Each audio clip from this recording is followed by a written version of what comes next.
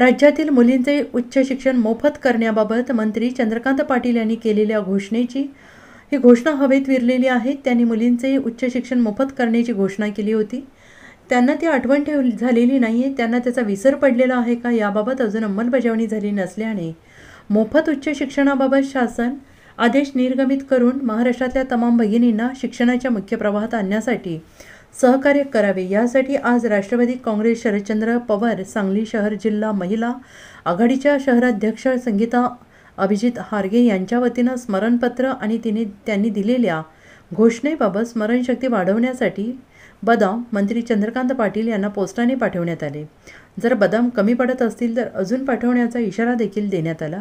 या प्रसंगी राष्ट्रवादी काँग्रेस पार्टी शरदचंद्र पवार पक्षाच्या महिला प्रदेश सरचिटणीस ज्योती आदाटे, छाया जाधव, सांगली शहराध्यक्षा स्वाती शिरूर, कार्याध्यक्ष वैशाली धुमाळ, मिरज शहराध्यक्ष शारदा माळी आणि कुपवाड शहराध्यक्ष प्रियांका विचारे, कार्याध्यक्ष संगीता जाधव, जिल्हा उपाध्यक्ष वंदना चंदनशिवे, जिल्हा उपाध्यक्ष मंजुश्री कुंभार, प्रियांका तुपलोंढे, अरुणा कांबळे, अनिता पांगम, पूजा गवळे, सारिका रायमाने, फैरुजा जमादार, पुष्पा चव्हाण, सोनाली लोंढे, पूजा आवळे, सिंधू श्रीवास्तव, सुवर्ण हिरेमठ, वर्षा लठ्ठे, जयश्री काशीद, कौसर उगारे, परवीन फकीर यांच्यासह पदाधिकारी आणि महिला भगिनी उपस्थित होत्या।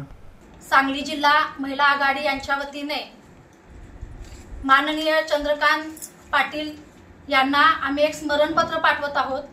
हे स्मरणपत्र त्यांनी 9 फेब्रुवारी 2024 या रोजी माननीय मुख्यमंत्री एकनाथरावजी शिंदे यांच्या वाढदिवसानिमित्त एक घोषणा दिली होती की 8 लाखापेक्षा कमी उत्पन्न असणाऱ्या प्रत्येक कुटुंबातील उच्च शिक्षण घेणाऱ्या मुलींना जे प्रवेश शुल्क आकलं जातं, जे शैक्षणिक शुल्क घेतलं जातं ते मोफत किंवा माफ असणार आहे। त्यांचं कोणतेही शैक्षणिक खर्च घेतलं जाणार नाही अशी घोषणा केली होती।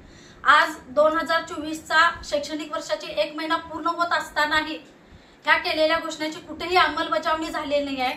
हे फक्त महिलांना आणि आमच्या सर्व मुलींना एक आशा दाखवण्याचं काम यांच्याकडून सत्ताधाऱ्यांकडून केलेलं आहे। शासनाकडून याबद्दल कोणतीही अंमलबजावणी झाली नाही।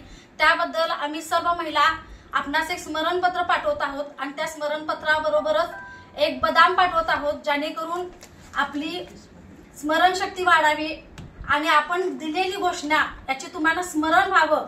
आणि आम्ही सर्व महिला एक अपेक्षा व्यक्त करतो की परत आम्हाला दुसरी स्मरणशक्तीसाठी आणखीन जास्त बदाम पाठवण्यासाठी आमच्यावर ही वेळ येता कामा नये अशी एक आम्ही आशा व्यक्त करतो आणि लवकरात लवकर या घोषणेची अंमलबजावणी होऊन